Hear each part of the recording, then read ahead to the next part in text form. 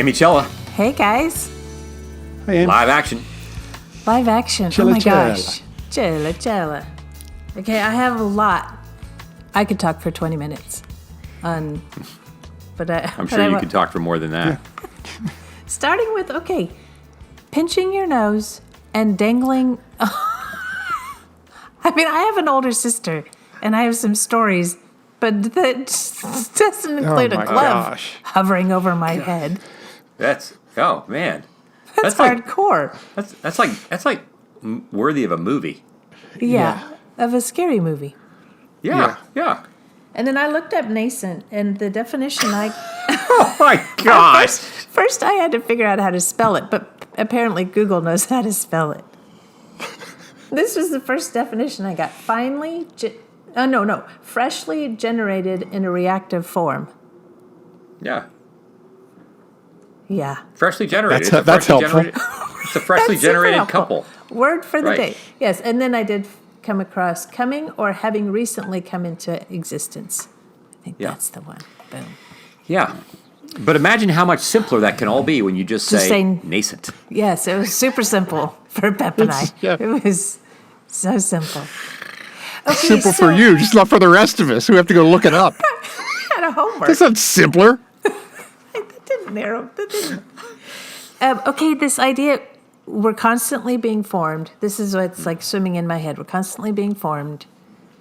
Then how are we being formed? Mm-hmm. The U2 song. And then like Bono saying, how did he say it? I hope that there is room for more stories, or how did he say it, Pep? Yeah. He said that,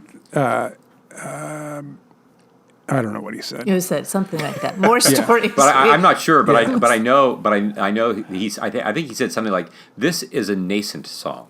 He said, "I like to think that the frame of this song is strong enough to hang a lot more stories on than the ones that I was not finishing." Yes. Okay. This is where Pep and I trust that Curt will put the puzzle together in this. But I thought, okay, when we look at a piece of art, when we listen to a song, when we're in a group dynamic, and I thought of, I read the story again about Ian and Gabe when in Soul of Desire, when Ian becomes so angry when Gabe, not at Gabe, but for Gabe. Mm-hmm. And I'm like, we find ourselves in these songs and in this piece of art and in Gabe. It's like, and then we know that shows us how we were formed, how we've been formed. Right. And it's like, okay, two things, and then I want to hear your guys' thoughts. Like my therapist, sometimes I'll ask her a question and she'll say, I'll answer that, but I want to know what you think the answer is. Mm-hmm. Because and like Mary Chapin Carpenter, love her music, and she... Northern Virginia native. Yes. Wolf Trap, is that the... Mm-hmm. Yep. I heard her say on a podcast, people want to know why I wrote the song, what it means to me. And she said, I don't want to tell them because I want them to know what it means for them. Yeah. To Bono's point. Like what is your story in it? Right. Well, I think that when these things happen, there's a song, we want to ask Bono the question. Even the energy behind my curiosity to ask Bono the question, or to ask Mary Chapin Carpenter, it is about my own stuff coming into the room. Right. I have a longing, not just to know what Bono thinks. I have a longing to name something that I'm feeling that this song is evoking in me. Right.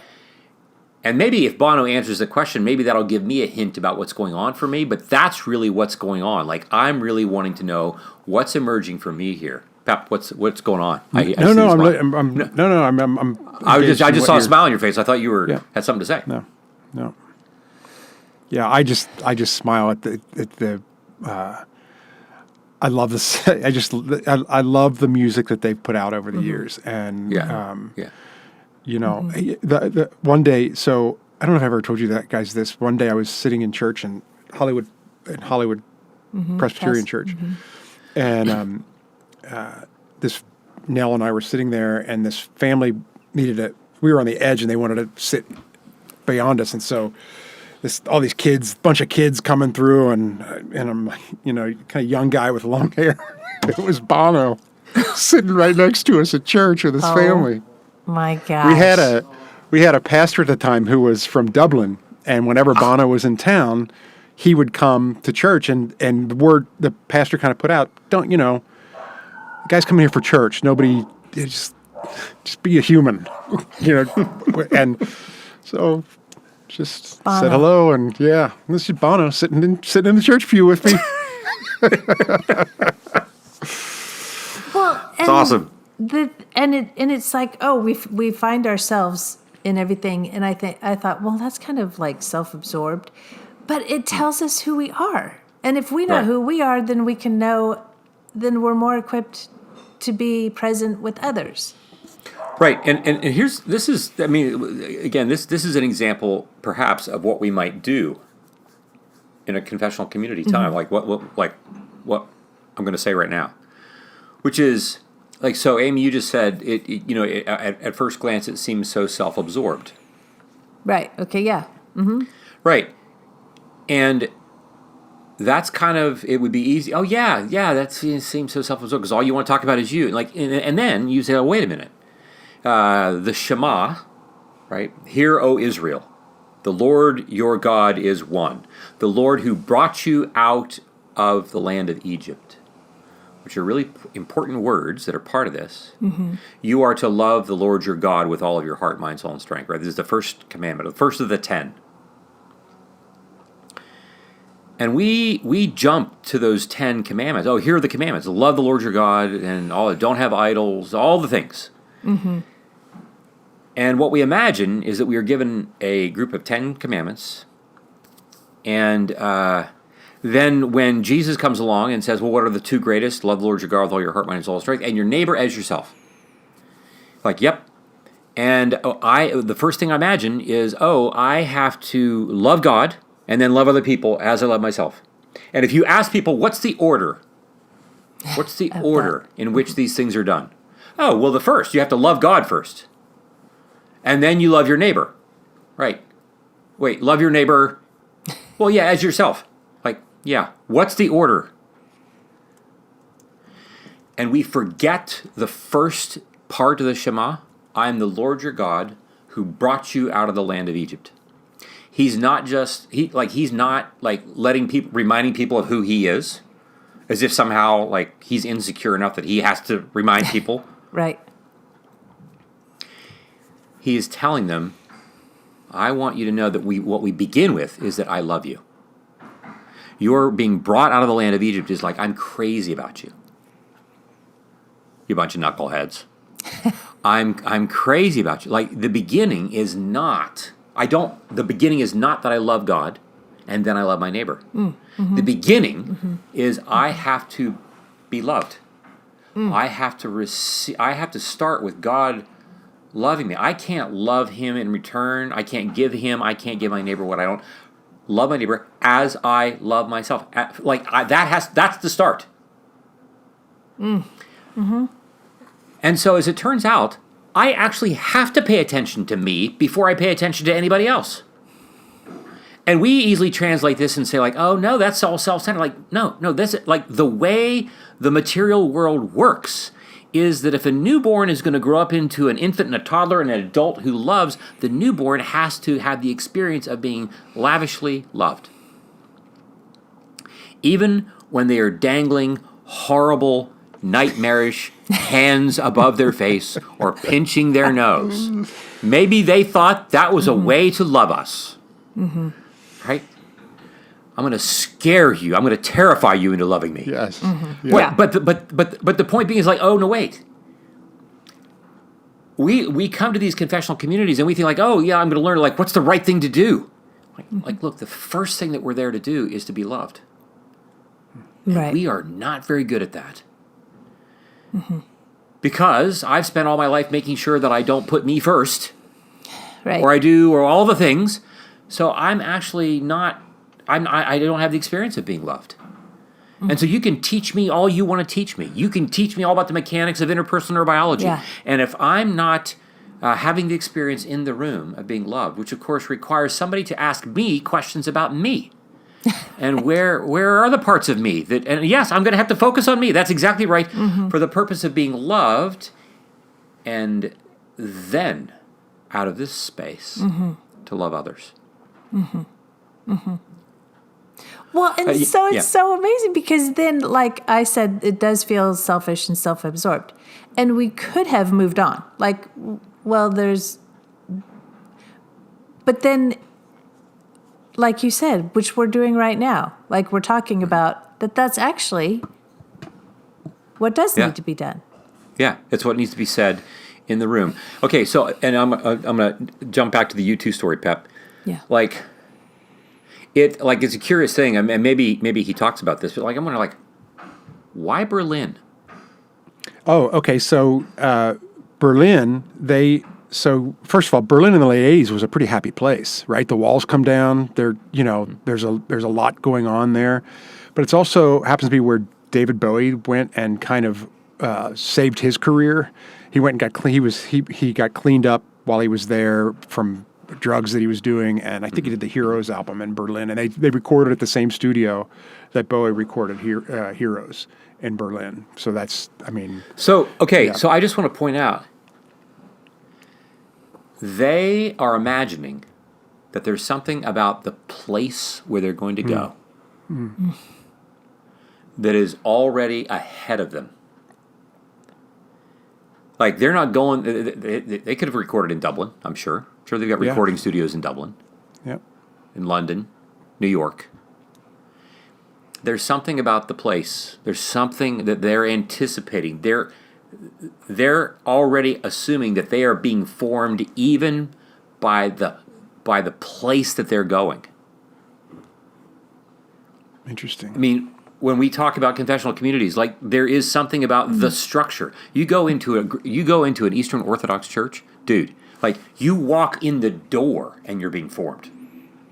I went to an Eastern Orthodox church in Bulgaria in their Easter, where you walk around. Everybody's walking around the church, and then you go in the church and you crawl under the altar, symbolically leaving your sin and your and everything, and you come out in this rebirth on the other side of the altar, but the church alone is impressive and evokes feeling and things. And when that's going on, in addition to it, that's pretty incredible. Yeah. Yeah. Yeah, and so in many respects, the confessional communities, the very nature of how they're structured, and which we'll be getting into more of, how they operate and so forth, their intention is that there's nothing that we're doing in that space that is not intended to form us into the image of Jesus. Everything about it is intentional. Is intended to move us in a certain direction. And so the structure itself plays as much a role as what actually happens in the structure. There was something about Berlin that was already calling them, that was going to create a structure for them that was already evoking some sense of hope. There's something about that place. They're not just flipping a coin. Oh, I guess we'll go to Berlin. Yeah. Yeah. Yeah. That's cool. And did you have other stuff? Yeah. I know you said you had a couple things, but I don't know if there's more. No, I think we talked about them. Okay. Yeah, it's good. It's good. Yeah, and I just want to acknowledge for our listeners that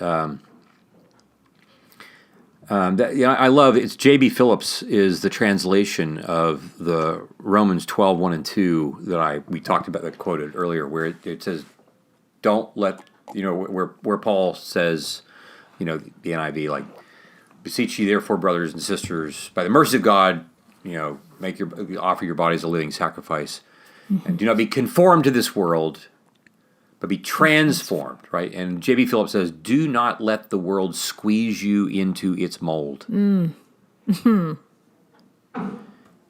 I'm just aware of all the ways that the world is intending to do that, trying to do that. Well, we're going to be formed one way or another. Yeah. I mean, you're going to be formed. So if you're not intentional about it, you're going to be. I mean, who knows Yeah. what shape you're going to come out the other side. Yeah. Yeah. But you're going to be formed, and Yeah. you're not. You can't form yourself. You can't. You can't form in a vacuum. So as you if you're not intentional. Yeah. Yeah, it's funny. I think getting ready for this episode, I think more than ever before, it's really kind of been impressed upon me the reality that, I know, like there are all the things that I think that I need to do, right? I want to be in terms of like reading and prayer and and body health and all the things that, and it's like, oh no, I'm responsible. I'm the one who's forming me. God happens to be around for that. So that's good. Check that box. But I live as if I am the primary formational force in my life, and I am not. I mean, it's either Jesus or it's something else. And it doesn't matter what the something else is, like, it ain't going to be good. And so, like, I've just been really kind of convicted about, like, I have to be aware of submitting myself to the Trinity, continually turning my attention back to that throughout the day. It's not just like, I'll do that. Now I made that decision. Like, no, it's like continual because the world's coming for me. Yeah. Yeah, like you said, you can be formed by your iPhone. Right. Right. Yeah. Right. Yeah. Thanks, guys, for this great morning. Nice. Thank you. Yeah. Yeah. Yeah. Oh, Until always next good. time. Great to be together. Always. All right. Love you guys. Until next time. All right. Love you. Good to see some of you.